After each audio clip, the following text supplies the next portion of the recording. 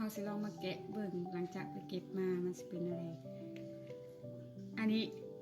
บ่เคยนั่นจักเทื่อทำอิฐเลยเขาบอกให้แกะค่อย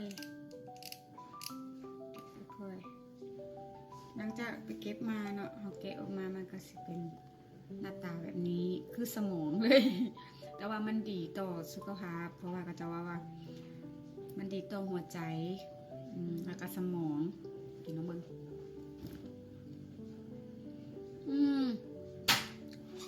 มันแซ่บผ่าน